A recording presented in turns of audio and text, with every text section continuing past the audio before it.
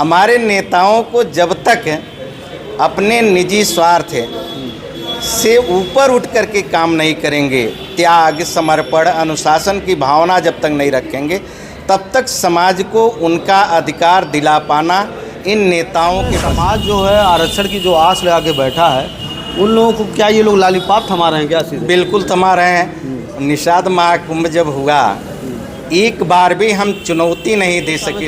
यात्रा जो चल रही है ये क्या है?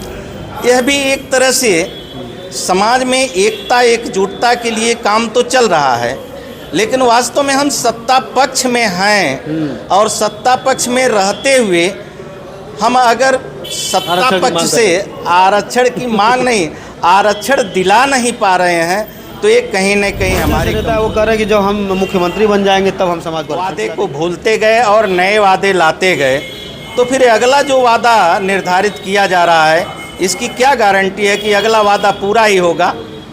संभव नहीं। तब कहा जाएगा प्रधानमंत्री बनना है, प्रधानमंत्री बनेंगे तब होगा। फिर राष्ट्रपति बनेंगे तो अपने सिग्नेचर से जो है गजट हम कर देंगे, आरक्षण मिल जाएगा। तो फिर ये इस तरह से केवल लोगों को भ्रम पैदा कराने का बड़ा सवाल है आपके लिए। समाज के लोग पूछते हैं घनश्याम दत्त निषाद, कमेंट में भी आता है, आप देखे होंगे, घनश्याम दत्त निषाद जी हैं कहाँ? कभी इधर कभी उधर कभी कहाँ। तो उनको क्लियर आप करिए कि क्या, किस लिए आप बदलते रहते हैं, वजह क्या है? लोग कहते हैं कुछ स्वार्थ में है, क्या है, उनका कुछ बैठ नहीं पा रहा है। तो ऐसे में आप आरक्षण की बात करते हैं, समाज की बात करते हैं, उन लोगों को जवाब दीजिए कि जो लोग पूछते हैं कि घनश्याम दत्त आज यहाँ है, कल काजल निषाद के साथ रहेंगे, संजय निषाद जी साथ में है, फिर परसों जयप्रकाश जी के साथ रहेंगे। बिल्कुल बिल्कुल।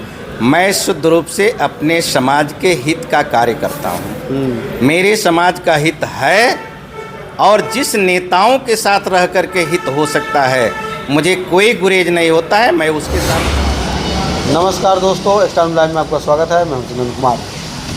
देख रहे हैं आप 2027 का चुनाव अब धीरे धीरे से करीब आ रहा है और जैसे जैसे करीब आ रहा है, जो पूर्वांचल के मछुआरे हैं वह अपने हक और हिस्से की लड़ाई की मांग अब धीरे धीरे तेज़ कर रहे हैं। उनके नेता भी अब अपना सुर उन्हीं के सुर में मिलाकर चलने लग गए हैं। इसलिए क्योंकि अगर समाज आरक्षण की बात कर रहा है और आरक्षण की मुद्दे के लेकर वो मांग कर रहा है, तो नेता भी अब उसी के सुर में मिला के चलेंगे, क्योंकि अगर नहीं मिलाएंगे तो फिर ये मछुआरे उनका साथ छोड़ देंगे। ऐसे में हमारे साथ हैं घनश्याम दत्त निषाद जी। जी, आपके दर्शकों को नमस्कार। मैं भटक नहीं रहा हूँ। मेरा उद्देश्य है समाज का हित हो, समाज का वैधानिक अधिकार मिले। जब जब जो भी नेता समाज के वैधानिक अधिकार की बात करता है, संघर्ष करने की बात करता है, तो मैं उस नेता के साथ हो जाता हूँ। क्योंकि मेरा कोई ऐसा उद्देश्य नहीं है कि मैं विधानसभा लड़ूँ, लोकसभा लड़ूँ, सदन में पहुँच जाऊँ, क्योंकि मेरी कैपेसिटी उतनी है नहीं। तो सीधे मुझे कहने में कोई लज्जा नहीं है, लेकिन समाज की उन्नति के लिए, समाज के लिए, समाज के अधिकार के लिए संघर्ष करना मेरा उद्देश्य होता है और इस उद्देश्य की पूर्ति के लिए मैं सभी नेताओं के साथ खड़ा हो जाता हूँ, समाज के लिए काम करता हूँ। अच्छा, क्या लगा आपको इतने लोगों के साथ रहे? किसके अंदर आपने देखा होगा कि कभी कौन सा ऐसा व्यक्ति है जो आरक्षण के करीब ले जा सकता है, उसके अंदर लालच भावना ना हो? अब इस तरह से तो मेरे दृष्टि में कोई नेता ऐसा नहीं है। कोई नेता ही नहीं है सर? कोई नेता ऐसा नहीं है। समाज में जितने नेता, चाहे वो पक्ष में हो या विपक्ष में हो, सारे के सारे नेता केवल जो है अपनी भलाई के लिए काम करते हैं और जब तक केवल अपने भलाई के लिए काम करते रहेंगे, निश्चित रूप से जो हमारा संवैधानिक अधिकार है वह अधिकार की लड़ाई अधूरी रह जाएगी और जब अधूरी रह जाएगी तो पूरा होगा ही नहीं, हमारे समाज को उसका लाभ मिलेगा ही नहीं। हमारे नेताओं को जब तक अपने निजी स्वार्थ से ऊपर उठ कर के काम नहीं करेंगे, त्याग, समर्पण, अनुशासन की भावना जब तक नहीं रखेंगे, तब तक समाज को उनका अधिकार दिला पाना इन नेताओं के बस का नहीं है। अच्छा, ये जो नेता हैं अगर उंगली पे गिनेंगे तो 1 दर्जन भी नहीं होंगे हमारे ख्याल से, पूर्वांचल के जो लोग हैं। नहीं, 1 दर्जन भी नहीं होंगे। 1 दर्जन तो है ही है, पक्ष नहीं। और विपक्ष मिला लिया जाए। पक्ष और विपक्ष मिला लीजिए तो 1 दर्जन में नाम गिना दीजिए अगर, तो 1 दर्जन बहुत एक्टिव में, जो एक्टिव मोड के हैं, जो हमेशा विवादों में रहते हैं, एक दूसरे के ऊपर आरोप लगाते हैं आपस में ही। वैसे गोरखपुर में केवल बीमारी है, एक दूसरे पर आरोप प्रत्यारोप जो चलता है, ये गोरखपुर के नेताओं में ज़्यादा से ज़्यादा चलता है। गोरखपुर के नेता एक दूसरे को पढ़ने नहीं देना चाहते। दूसरे क्षेत्र के नेता, दूसरे जनपद के नेता या पश्चिमांचल का जो निषाद नेता है, वह बल्कि इस तरह से कोई टिप्पणी किसी के ऊपर नहीं करता है। लेकिन हमारे गोरखपुर के लोगों को, मैं आगे रहूं, मैं अपने पार्टी की निगाह में बड़ा नेता बन जाऊं, बस इस उद्देश्य को लेकर के आपस में लड़ते हैं। और समाज के वैधानिक अधिकार से इनको कोई सरोकार नहीं है, केवल वर्चस्व की लड़ाई है। अभी अच्छा, देखा जाए बड़ी पार्टियां जो है, बड़े लेवल की पार्टियां, वो कहीं न कहीं इन लोगों को आपस में भिड़ा के लड़ाना भी तो चाहती है। एकदम बड़ी पार्टियां तो आज से नहीं, आदिकाल से ही होता आया है। वो चाहती होगी कि आपस में लड़ाओ और खुद मलाई खाओ, फूट डालो। तो वो लोग मलाई खाने के लिए आपस में इनको लड़ाएंगे ही लड़ाएंगे, और ये लोग लड़ेंगे। चूँकि इन लोगों के अंदर सही बात तो त्याग समर्पण की भावना है ही नहीं।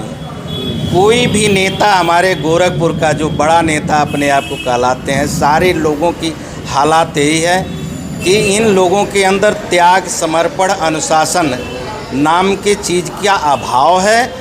और यही कारण है कि यह लोग वैधानिक अधिकार दिला पाने में इतना संघर्ष करने के बाद भी सक्षम नहीं हो पा। तो ऐसे में समाज जो है आरक्षण की जो आस लगा के बैठा है, उन लोगों को क्या ये लोग लालीपाप थमा रहे हैं क्या सीधे? बिल्कुल थमा रहे हैं। निषाद महाकुंभ जब हुआ, एक बार भी हम चुनौती नहीं दे सके सरकार को कि हमारा वैधानिक अधिकार अगर नहीं दोगे तो अगली बार आप सत्ता में नहीं आ पाओगे।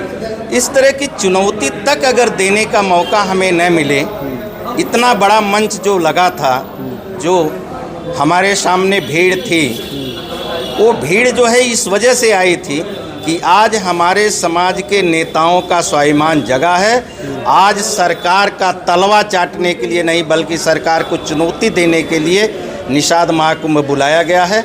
आज सरकार से हम आमने सामने लड़ेंगे, या तो सरकार मेरा वैधानिक अधिकार देगी और नहीं तो सरकार को हम जो है निश्चित रूप से आने वाले समय में सत्ता में रहने से। ये संवैधानिक यात्रा जो चल रही है, ये क्या है? यह भी एक तरह से समाज में एकता एकजुटता के लिए काम तो चल रहा है, लेकिन वास्तव में हम सत्ता पक्ष में हैं और सत्ता पक्ष में रहते हुए हम अगर सत्ता पक्ष से आरक्षण की मांग नहीं, आरक्षण दिला नहीं पा रहे हैं, तो ये कहीं न कहीं हमारी कमजोरी है। और इस कमजोरी को हमारे नेताओं को भी दूर करना चाहिए और समाज के लोगों को भी नेताओं की कमजोरी दूर करने के लिए नेताओं के साथ लग करके उन्हें सही दिशा में ले चलने की ज़रूरत है। इस यात्रा के आगे बता रहे हैं कि कुछ लोग का कहना है कि जो कुछ ऐसे नेता है वो कह रहे हैं कि जब हम मुख्यमंत्री बन जाएंगे तब हम समाज को आरक्षण दिला देंगे। खैर, इस तरह से तो ये सब जब तक बन न जाएं, हम कह रहे हैं आज तक जितने भी वादे को भूलते गए और नए वादे लाते गए, तो फिर अगला जो वादा निर्धारित किया जा रहा है, इसकी क्या गारंटी है कि अगला वादा पूरा ही होगा? संभव नहीं। तब कहा जाएगा प्रधानमंत्री बनना है, प्रधानमंत्री बनेंगे तब होगा।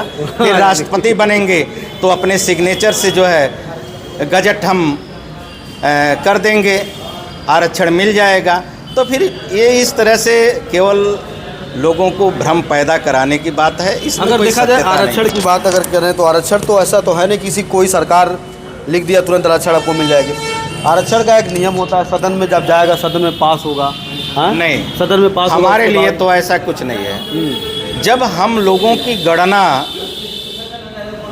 1961 में हो जाती है कि हम मझवार जाति के हैं, अनुसूचित जाति में गणना हुआ है, तो हमारे लिए पुनः जो है, चूँकि राष्ट्रपति उसी शासनादेश को 2 बार तो जारी नहीं। जिस तरह से देखा जाए अब लोग पीएम बनेंगे तब जाके सीएम बनेंगे, बातें तो बहुत सी है, लेकिन क्या लग रहा है कि समाज को आरक्षण दे पाना इधर सरकार को हाथ में है या नहीं है, या फिर आप लोग किस तरह से लड़ाई लड़ेंगे? सरकार के हाथ में है बस केवल इतनी ही देरी है कि निषाद समाज के लोग, चाहे वो सत्ता पक्ष में हो चाहे विपक्ष में हो, एकजुट अगर हो जाएं, एकजुट होकर के सरकार को ये चुनौती दे दें कि आप अगर हमारे वैधानिक अधिकार नहीं देते हो तो पुनः आप सत्ता में नहीं आ पाओगे, हम आपके विरोध में वोट पोल कराएंगे अपने समाज का। और अपने समाज के लोगों की भावनाओं का आदर करते हुए ये समाज के जितने नेता भारतीय जनता पार्टी के साथ लगे हुए हैं, इन्हें एक साथ भारतीय जनता पार्टी से त्यागपत्र दे करके अपने समाज के खुद नेतृत्व करना शुरू करें और खुद राजनीति में अगर अपने समाज की बदौलत आना चाहें तो सत्ता में आकर के स्वयं अपने हाथ से आरक्षण दे सकते हैं। एक बड़ा कड़वा सवाल है आपके लिए। समाज के लोग पूछते हैं घनश्याम दत्त निषाद, कमेंट में भी आता है, आप देखे होंगे, घनश्याम दत्त निषाद जी हैं कहाँ, कभी इधर कभी उधर कभी कहाँ। तो उनको क्लियर आप करिए कि क्या, किस लिए आप बदलते रहते हैं, वजह क्या है।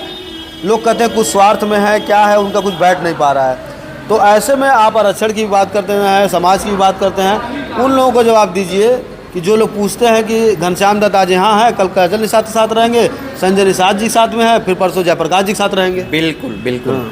मैं शुद्ध रूप से अपने समाज के हित का कार्य करता हूँ। मेरे समाज का हित है और जिस नेताओं के साथ रह कर के हित हो सकता है, मुझे कोई गुरेज नहीं होता है, मैं उसके साथ खड़ा हो जाता हूँ।